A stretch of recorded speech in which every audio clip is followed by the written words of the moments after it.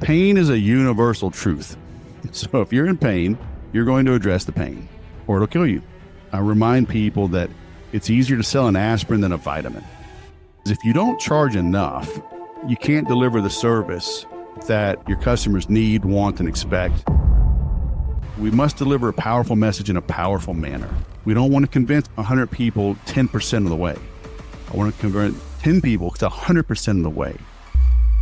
When you know you've got your bills covered, whether you get out of bed or not, it's empowering. And my dad always says, if you think you're desperate, you are. So if you're running around anxious and desperate, it compounds in a negative downward spiral. Success begets success. As those wins start to compound. Imagine as a business owner hitting the wall, not just once, but multiple times, feeling that familiar dread of stagnation where more effort just didn't translate into more growth. What if, despite those recurring plateaus, you broke free and built a business that delivered nearly miraculous growth and a consistent, predictable income that provides true freedom? Welcome to today's episode of Your Business Growth Podcast. I'm your host, Jeremy Shapiro, and my guest today is none other than the sales whisperer, Wes Schaeffer. Before Wes pivoted, he was stuck, with expenses outpacing revenue, and he found himself on the hamster wheel of constantly struggling to find new customers to support himself and his growing family.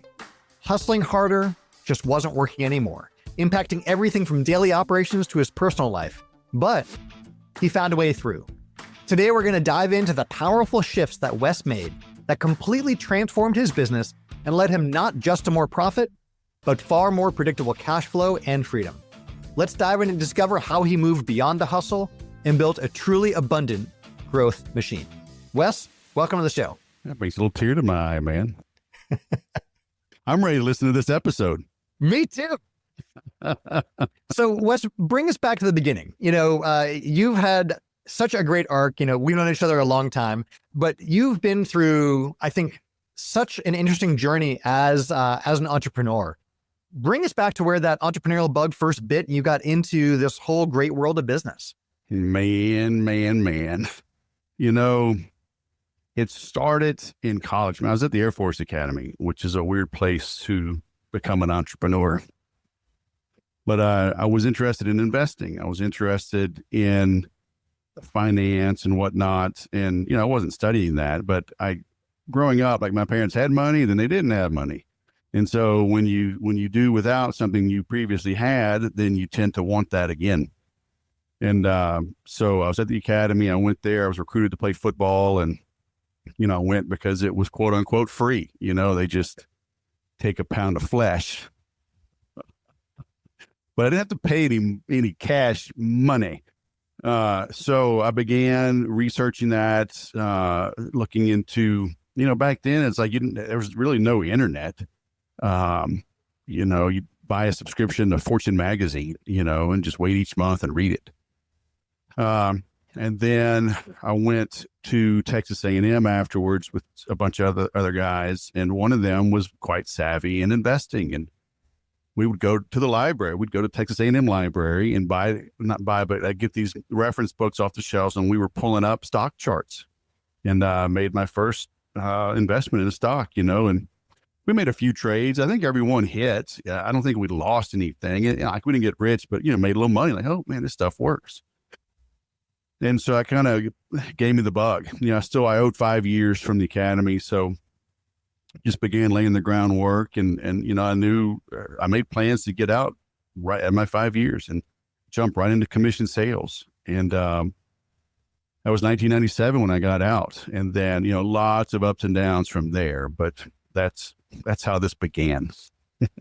So walk us through some of the earlier businesses that, you went from, stock, working with stocks on the investment side to working as a sales rep. But, at some point you decided to hang your own shingle and go out on your own. What was that? What were those earlier businesses that really got you on this path?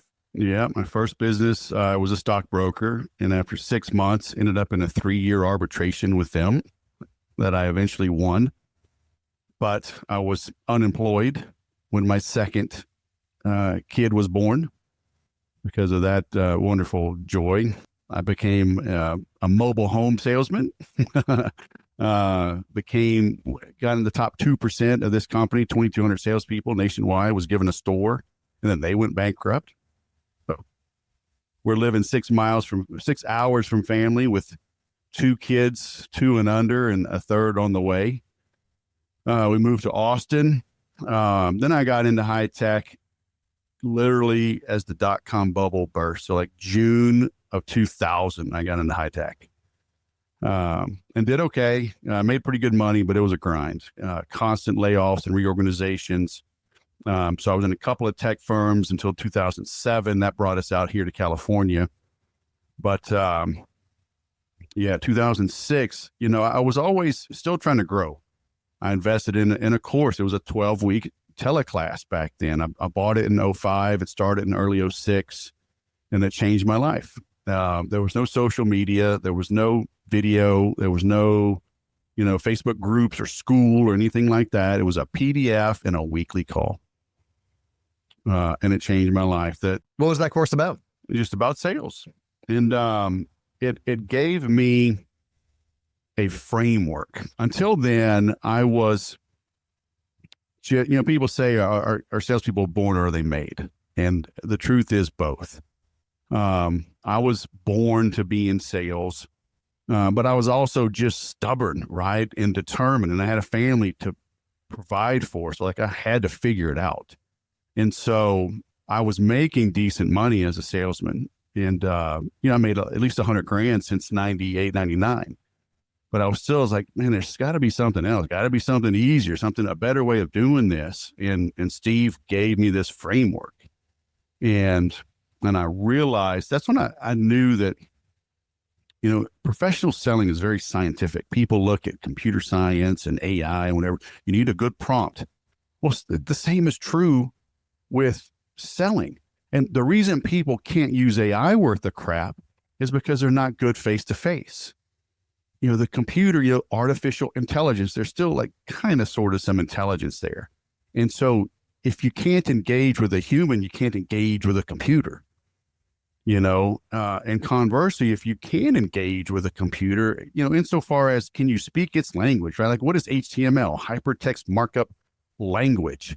These are literal languages. And so if you understand the language of persuasion and connection and communication, you can get people to take the actions that you want them to take, And so when I saw that, it was like, oh, hell, man. Okay. Now I know what I'm going to do. So Wes, I'm hearing 3 things here. One is that sales has been a common theme for you all along, from jobs to your own businesses to the sword you sharpen, right, for yourself. 2, you have excellent timing with the tech industry. Good grief. And 3 is this consistent investment in self, right?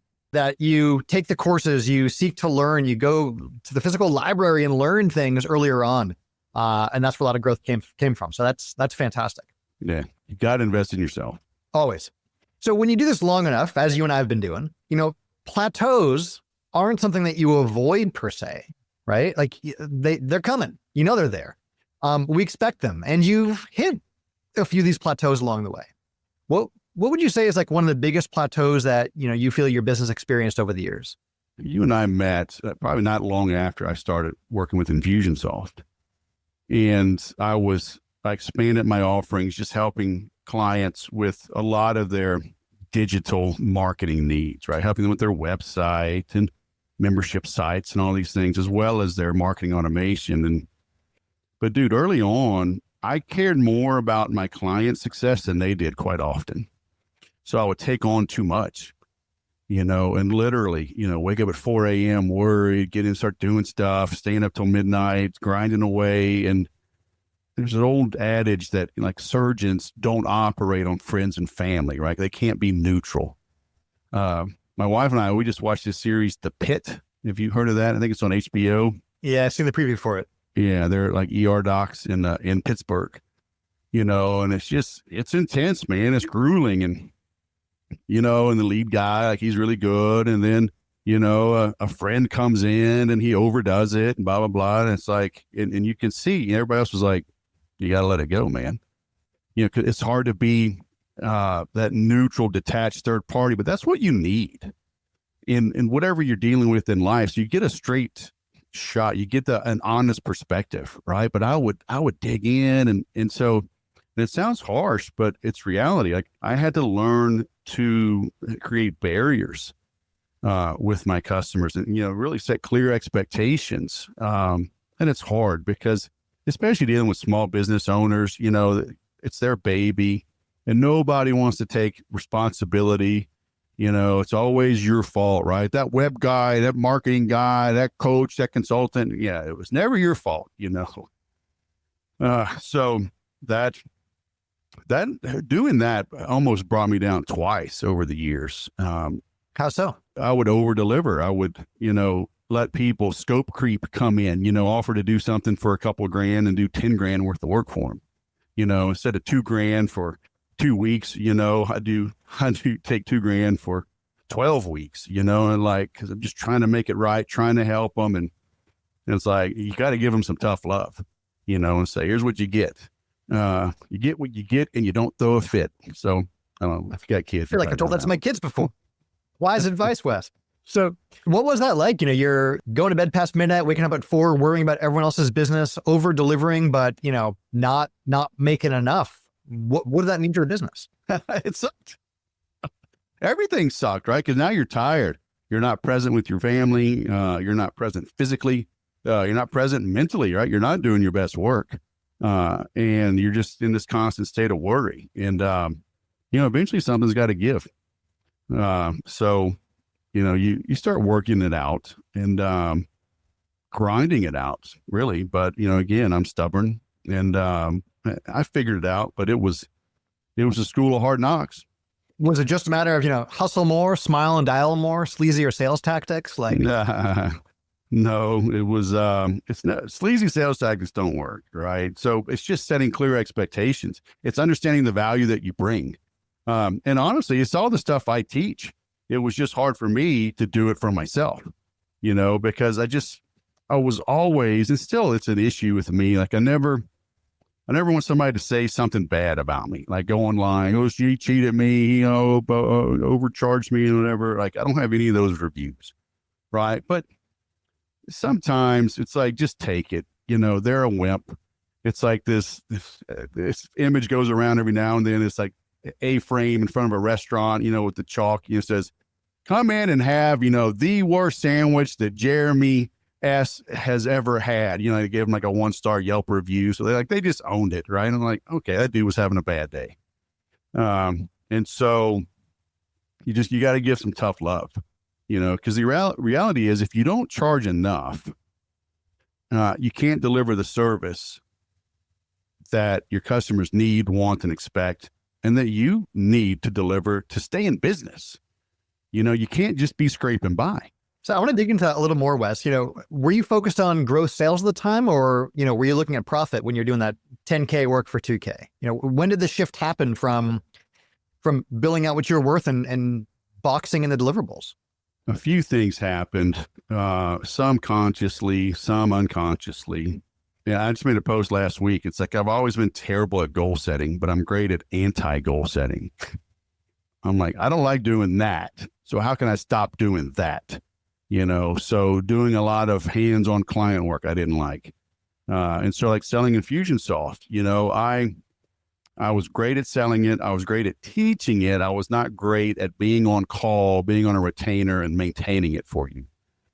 So I just got great at sales and just ratcheted up sales, built a small team of consultants that I would outsource the onboarding to.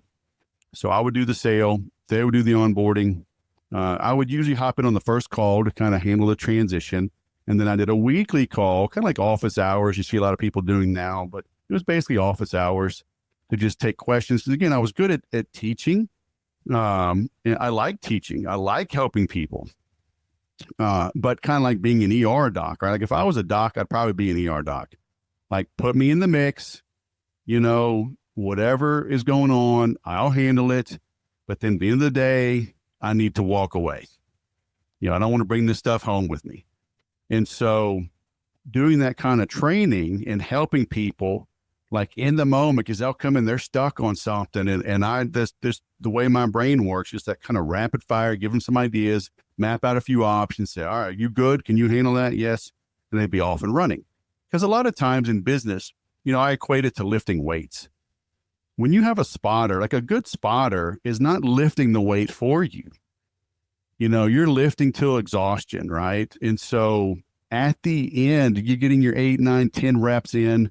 A good spotter, they're giving, 5 pounds of lift. You got 200 pounds on the bar. And so you don't need them to lift 200 pounds. If they're good, they keep you moving. 1 pound, 2 pounds, 5 pounds of help. You get through the sticking point, and then you don't need them anymore. Right. And that's how most of us are in life, right? We don't need this advisor to do everything. We just need to be that spotter. And so that's what I did, right? I just focused on selling new accounts, helping people in a limited manner, right? Hey, hit me up. Here comes the call each week. Be ready. I'll make myself available. And, that worked great. So Wes, what I'm hearing, just to recap for our listeners, is that you looked at, instead of trying to do everything, as many small business owners try and do, you looked at what you were good at, right? The sales side of things, looked at what you didn't enjoy doing, which was all the hands-on worrying and implementation work. And you brought in others to fulfill that so you could still offer that deliverable, but it wasn't dependent on you to be doing. Yep. That was it. Love it. So you've been in this game a while, and you've mentioned in our conversations, about your business growth playbook and about, your journey as a business owner, that you've used probably all the strategies from the book to get unstuck, which is the idea, right? The reason I created the playbook was so readers can choose the strategies they want to use now, but choosing what to implement first can always be challenging. How did you decide, where to focus your energies on to get unstuck first, since you can't do everything at once? Perry Marshall talks about the bleeding neck. Right. So you got to triage, like that movie that showed The Pit, right? You get a bunch of people coming in, you triage, who gets treated first. And then out of all their injuries, which one gets treated first? You got this nasty broken leg. That looks terrible, but their neck is bleeding. Let's stop the bleeding neck. So you've got to figure out, well, you don't even have to figure it out, right? Because pain is a universal truth. So if you're in pain, you're going to address the pain, and or it'll kill you, and again, in my own teaching and training, it's like I remind people that it's easier to sell an aspirin than a vitamin, right? So whatever the biggest pain is, go there. And sometimes you don't have a choice. It's just staring you in the face and you got to do it. Sometimes like the pain is just unbearable. And so you got to address it. You got to stop doing it, which helps take the pain away or whatever. And so, and again, through the years, it's, I would spread myself too thin because I would make good money. Then I'd go somewhere else. I brought on partners. I invested in an apartment complex, and we ended up getting audited by the IRS because I trusted a dude. I bought into a franchise. I had no business being a franchise. They messed it up. Got sued again, this time by the California Board of Equalization. So it's just like every time I got in trouble, it's because I thought someone was smarter than me, knew something I didn't, had some secret. And it's like, no, they don't.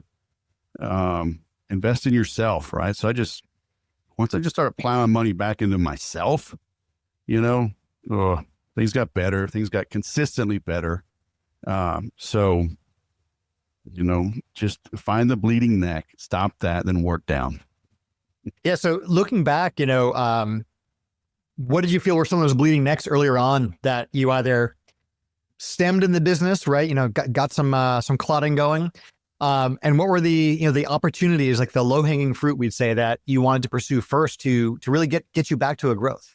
I don't go to as many things now, but back in the day, well, hell, I found Infusionsoft because I went to a conference. I went to meet Dan Kennedy. And and actually the guy that taught the 12-week class in 2006 had become a Dan Kennedy licensee. So he got me turned on to Dan. So 2 years later, I meet Dan Kennedy, but then I'm exposed to Infusionsoft. Then I invested in Infusionsoft, which was for me. And I bit off more than I could chew. I didn't have a website when I bought Infusionsoft, right? 2008.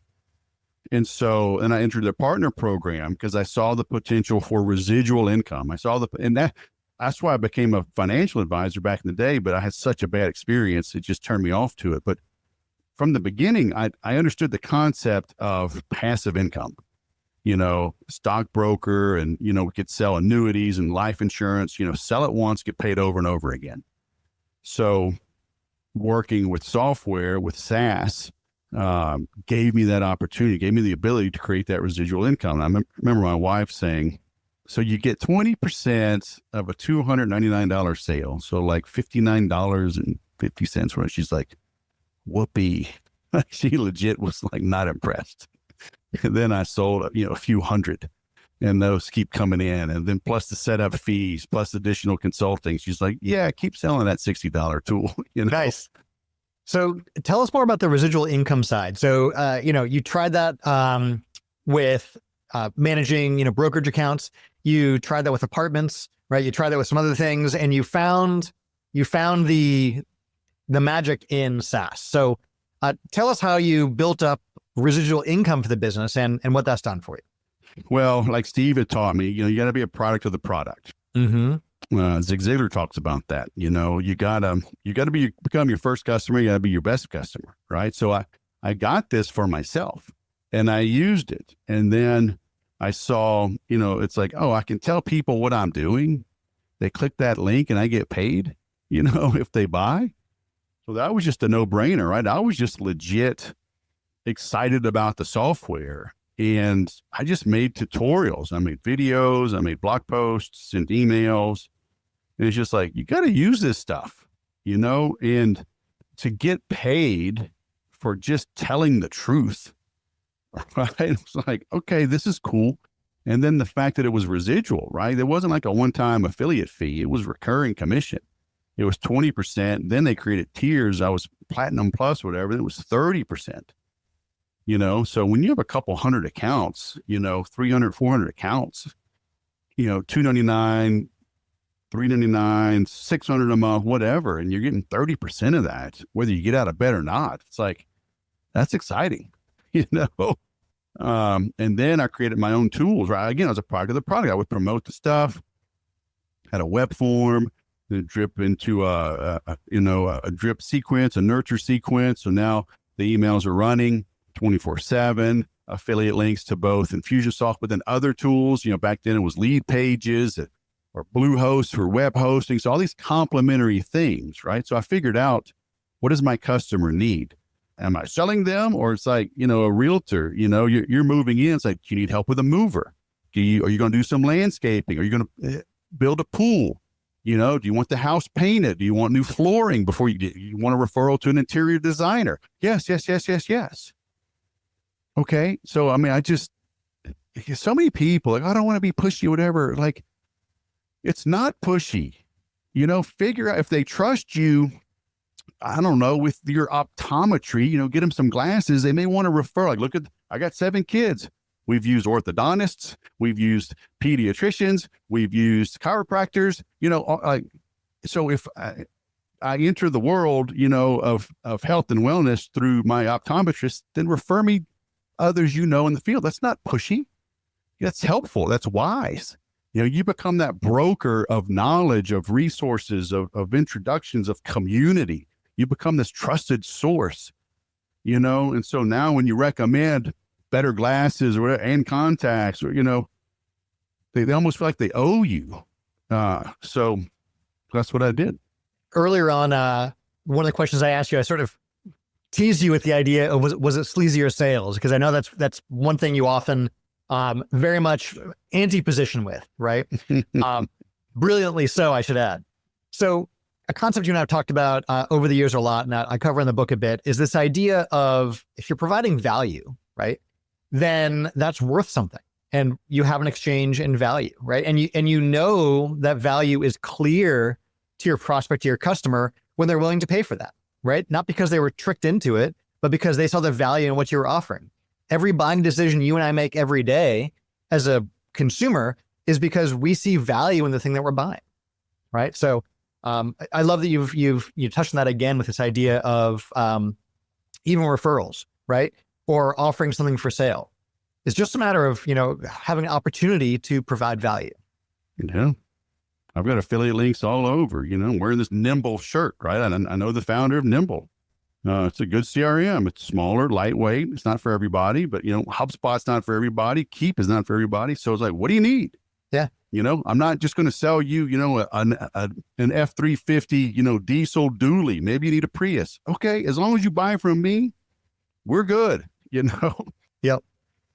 So, Wes, you've mentioned to me before that sometimes when you get stuck, it comes down to just digging in and focusing on what needs to get done until it's done. And in business, look, we've all got, things that need to get done, whether we want to or not, taking care of the taxes, as one of the items you mentioned earlier, right? Some things just need to get done, right? Some things might be outside your wheelhouse versus the stuff you love doing. Some move the business forward, some don't. How do you figure out where to focus your energy and what to just get to done so you can move on to the next thing? Yeah, there's two schools of thought, right? Some say, turn your greatest weakness into your strength. Like, okay, maybe. And sometimes you have to do that. But like, I've never done payroll. I don't do my taxes. Fortunately, my wife has a business degree and is very detail oriented. So she's been able to help. But even that, we pay someone to do payroll, and they send us the payroll. And not everything needs to be done by you. Years ago in Fusionsoft, when they were still in the original Gilbert building, they'd hired me to help with some writing, and I came up with the slogan, automate, integrate, dominate. And I've always said, look at what you do 2 or 3 times a day or 4 or 5 times a week and have a process for it at a minimum and automate it if you can. So you got to figure out what needs to be done and doesn't need to be done by you. But I tell everybody that as a business owner, your number one job is to market yourself. And so that doesn't mean you're the one creating the ad campaigns and pasting the Facebook pixel on your websites, but you need to understand all of that, be conversant in it, mainly so people don't lie to you and rip you off. And that's the unfortunate truth. Okay. So you got to dig down and make sure you're at least conversant in everything. Like what's the old adage? Whatever you like, your greatest opportunity or whatever is like behind the door or behind the thing you fear most. Right? It's like hiding from something never makes it better. In jiu-jitsu, I always talk about it's like golf. It's like anything. You're never perfect. Like you're hitting great off the tee, now you can't putt. You nail down your putting, now you can't get out of sand traps. You get out of sand traps and, now you can't fade the ball. So there's always something you got to work on. And so the same thing with jiu-jitsu, I tell guys, they're like, oh, I'm bad at this. Like, then only do that for like 2 months. I'm like, what? Like start every sparring session with you get in that bad position and work your way out of it. You do that every time for 2 months, you'll get good at it. Because, in jiu-jitsu, you don't have a choice, right? That's your fight. It's you versus the other guy. So the fewer weaknesses you have, the better off. But then others will still say, well, if you're really so good at one thing, okay, true. But I mean, these are guys that are learning, so it's like get competent in everything and then figure out where you can get great and then, fine. But until then, do everything you can to master each aspect of the game, so. Yeah, it's funny. One of my mentors talks about this. He has a great framing that I love is he says, I get to wake up each morning and play this great game of business. And there's a really key word in there, right? Or two, it's playing this game of business. So it's like, you don't win, you don't learn at all. You're not done, right? With each new level of success, there's, right. You unlock new doors you didn't know were there with new challenges. So it's not about not having those challenges. It's about seeing those new weaknesses and, and moving forward despite that. So, like you do every day, right? You bring it right back out to the mat. Yeah. Yeah. It's not because you win every single session. You learn every single session. You do learn. And that's why most people don't do it. I mean, it's humbling, jiu-jitsu, it's a humbling sport. And, but business is humbling, all these guys get hit in the teeth, Warren Buffett gets kicked, Elon Musk, Mark Cuban. I mean, not everything goes perfectly. Obviously, you get so big, those losses, you don't necessarily feel as bad, but they've taken their shots, and They still show up. yeah, most people, like Mike Tyson says, everybody has a plan until they get hit in the face, Right? So most people have never been hit in the face. I have been. It's not fun. Yeah, I was one of my earlier matches in the ring. No joke, straight out of a movie. The guy I'm with, throws one glove up in the air. I look up, and so never made that mistake again. Mm-hmm, there you go. Never fall that cliff again. Okay. You learn quick. All right. So when you're implementing and putting in the residual income, into the business through, being a referral partner and affiliate with different SaaS platforms. I know that first one, your wife looked at you like you're crazy, a little skeptical and all. Beyond that, what were some of the other challenges that you faced in, building up the residual income part of the business? Well, when you're getting started, I learned this from Dan Kennedy, but it's so true. He's like, I don't know how to get you 30 leads. He says, but I know 30 ways to get you one. So early on, I was cold calling and inviting people to a workshop I'd put on every 3 weeks. And then, I was still creating content. I was making tutorials and throwing them on YouTube. I was writing emails. I'd go to conferences, I'd get a booth, sponsored chamber of commerce function. So just doing everything that I could, right? And just tirelessly hitting all of those. Because, back then, social media, it wasn't what it is now. So you didn't, and like I said, early on, I didn't even have a website and didn't have a merchant account. I would do these events and have people bring me a check, to the workshop. And I would print these 1/3 size flyers and 1/3 so the reduced cost. And I had a local printer, and then I would print them and have them cut them, because you didn't need a whole flyer. I just needed just the info. So I'd go to these chamber of commerce functions, handing things out, so it was like kiss a bunch of frogs, figure out what works, and figure out what doesn't, stop doing what doesn't, and double down on what does. Then rinse, wash, and repeat. There was no magic. So Wes, I want to dig into that iterative process a little more. One of the things you and I both love doing is looking at funnels, right? And testing and implementing and then seeing what works. And I think there's a few things that we both see with business owners that are sort of common mindsets, right? One is this false idea that there's a silver bullet. There's one lead source that when you crack that code, forget everything else, that's where all the business is coming from, versus what you said, 30 ways to get the one lead, right? And then the second is this idea that once you figured it out, you're done. And the markers aren't going to move. The goalposts aren't going to get moved. Damn it, I used a football reference. I promised I wouldn't, right? But that, the goalposts are going to move on you, right? So you're a funnel guy. How do you look at your funnels and measure what's working, what's not, what to stop doing, what to do more of? What's your process like? I have greatly simplified my process over the years. But over the years, it was a lot more complex. And with digital marketing, it's a lot clearer. Right? I think it was John Wanamaker. He had, I think it was Woolworth back in the day. He said, I know that 50% of my marketing is wasted. I just don't know which 50%. So it's a lot clearer now. You can see who's clicking and where. But it's still kind of tough. Have you heard of Alex Becker? Mm. He's super successful. His software, Hyros, Hyros, and it does digital attribution because sometimes it is hard to track. Well, just like with Infusionsoft, right? Do you give the sale to whoever clicked the link first or last? Yeah. And the argument can be made for both. And so, because maybe I saw your ad somewhere else, but I didn't click it. But then I see it on Reddit or wherever. Now I'm on Facebook, and then later on I follow you on Instagram and I click there. Well, so figuring out the attribution is important. And I think a lot of people still don't get it right. But my point is, we can put too much emphasis on the digital, on the ones and the zeros, and forget the subjective. I always say we must deliver a powerful message in a powerful manner. We don't want to convince 100 people 10% of the way. I want 10 people converted, convinced 100% of the way.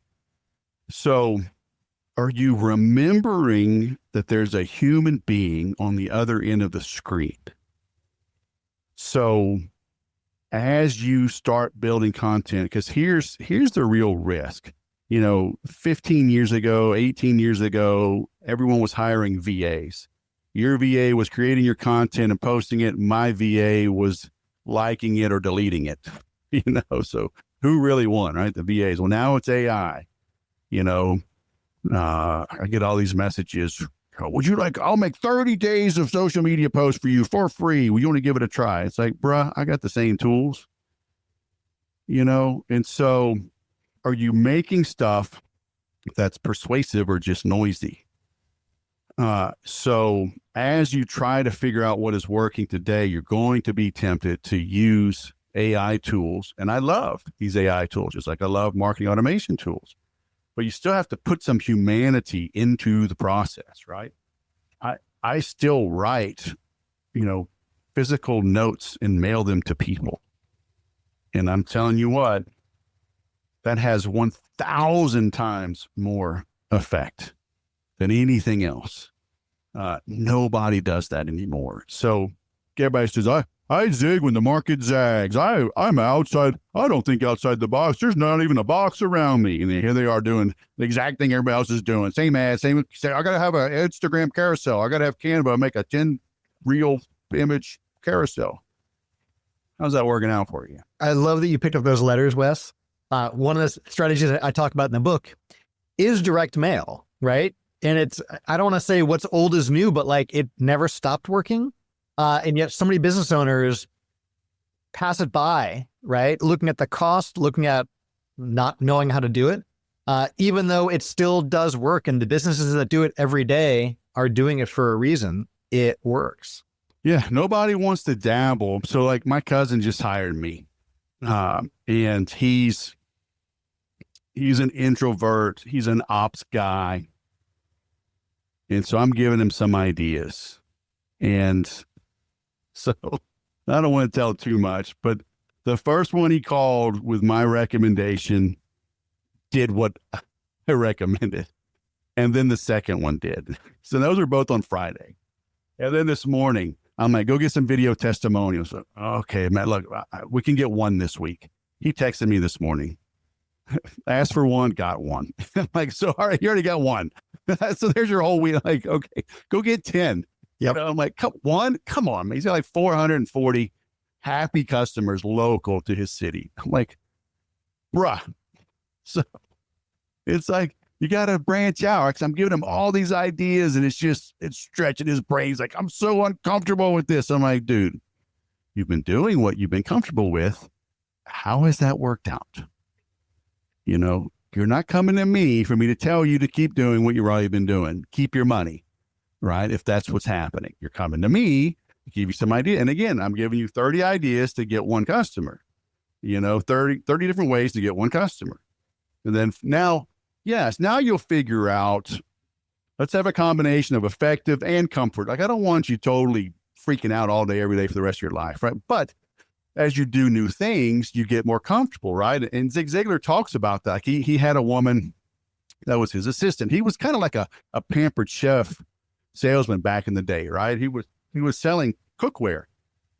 And so this woman would help. So they would literally cook in your home. So you'd invite all your friends. So she would help set up, she would help clean up while he's doing the clothes. And she says, I'll do that. Never, don't ever make me sell anything. And something happened. He got like double booked, and he was like, I'm sorry. She's like, I would quit on you right now. I can't believe you made me do it. I will do it. But if you ever do this again, I will quit. Blah, blah, blah. He's like so nervous. And he calls her at the end of the night. How'd it go? He's like, you couldn't shut her up. this was fantastic. Like everybody bought. And then she went on to become like the VP of sales, like for the whole company. And then like this industry leader, because she branched out. Yeah. Right. So much growth happens like outside my cousin was a Marine. He can, like, dude, why are you afraid of talking to a customer who loves what you do? Come on, man. He's nervous to give a talk. So like, I'm like, I'll help you write the talk. Like, he's a member of Rotary. Like, go give a 10-minute talk on business and leadership, right? Like, I'm not telling you to sell anybody. Just become visible. Become this beacon of the community where he has lived his entire life, and his family business is 28 years old. His dad started, he's running. I'm like, just be pleasant, be visible, be present. I'm like, yeah, they'll refer business to you. So like, he's getting there, but Brand, we've been doing this for like not even 2 weeks. So he's getting there. Nice. One step at a time. And we sometimes need that nudge from outside the circle to expand that circle. So Wes, you've helped thousands of business owners achieve growth. And I mean, even you yourself have built a business with a substantial amount of residual monthly income, letting you take care of the kiddos, the grandkiddos, the family, all of it. And I love that. Can you share, like, as you implemented the residual income strategies in the business, how did that help on the gross sales and or on the profit side compared to other stuff you're doing before? Well, the residual, when you've got your bills covered, whether you get out of bed or not, it's empowering. It's when, my dad always says, if you think you're desperate, you are. Okay. So if you're running around anxious and desperate, it compounds in a negative, this downward spiral. So success begets success, so as those wins start to compound, now some people can do stupid stuff and waste it, but having a wife that has been home for 30 years and 7 kids, like, it's funny, like I'm money motivated, but it's like only because it's how you keep score. But like, I hardly spend any money, my wife does all the books and everything. I'm like, do whatever, I'll buy a new jiu-jitsu gi. I'm going on a trip in a couple of weeks back to the academy for a football game. So I'll do little things, but like, I'm not wasting it. I'm not. So it's just, but it's empowering to know. It's like, do what you want when you want, within reason, but we've always had that rainy day fund. We've always set money aside, and my wife has set different account. We literally have a summer vacation account. We fill that thing up. She makes the plans. We go. There's no guilt. There's no confusion. There's no doubt. And we build those memories. Our kids look forward to it. Even our married kids, they all come out for, so we can't get enough rooms for everybody and the in-laws but they rotate through. Throughout the week. They'll come for the day. Some will spend the night, then others will spend the night. So, but it's close. Everybody's within an hour. Yeah. So that's easy. But, when my oldest graduated high school, heck, that was 2015. I took all 9 of us to Hawaii for, 9 days. So we've done some big trips, but it's just comforting. It's reassuring, but you got to be careful too, like not to get comfortable, because I've had dips since then. And because things change, Infusionsoft didn't keep up. They got bought out. They changed their partner program.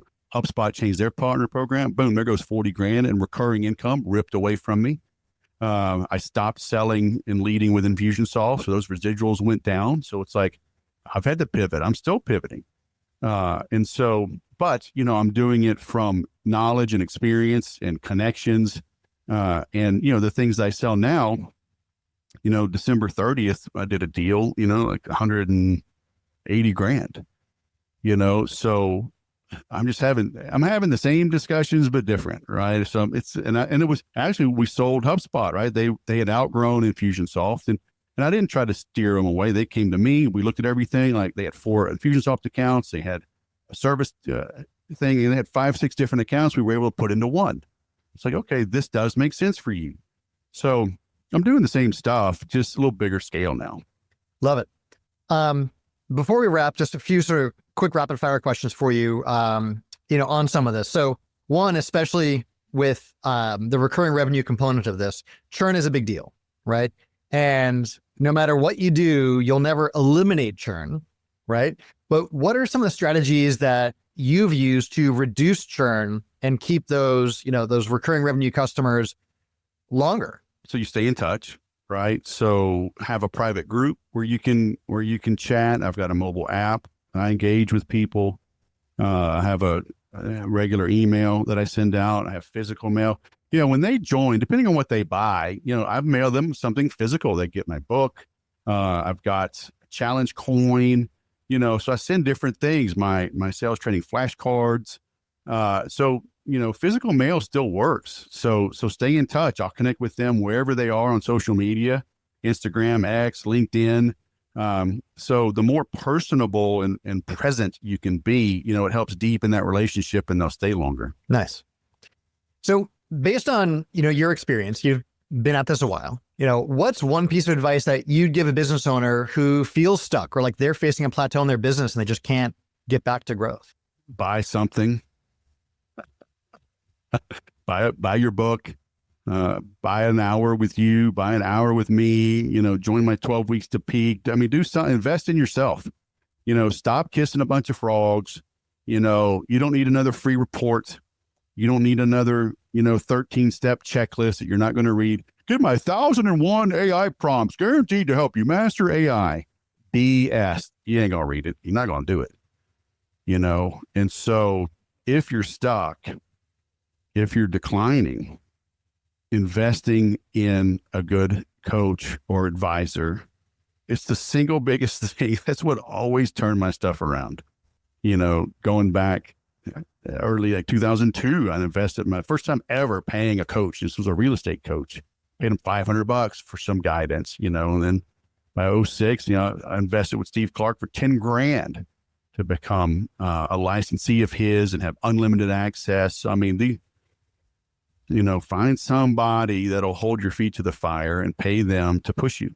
I would echo that. I faced the exact same challenge and found that to be the same solution as well. So Yep. Cool. Yep. So for our listeners to recap, you've gotten stuck many times over the years, but each time you broke through by focusing on the one thing that needed to get done and getting it fully implemented. Specifically, one of the big strategies is adding on the recurring revenue streams. As an affiliate partner. So shifting you from like more outbound sales to more inbound selling funnels and really increasing the customer lifetime value. Yep. So for our listeners who want to learn more about you, Wes, where should they go right now? The saleswhisper.com is my home. I'm using Substack now. That's been a pivot for me. So I've got a couple of channels there I'm really enjoying but you can, from there, everything links out. All my social media, you can find me. You can just link to my calendar if you want to talk, do a free consultation if you want to kick things off. But you can subscribe for free and kind of see my tone, my approach, see if it resonates with you. If it does and you need some help, reach out. Love it. Wes, thank you so much. And we'll have all that in the show notes. But for our folks listening, that you can find Wes over at thesaleswhisperer.com. Wes, thanks so much for joining us. Hey, my pleasure. Thanks for having me.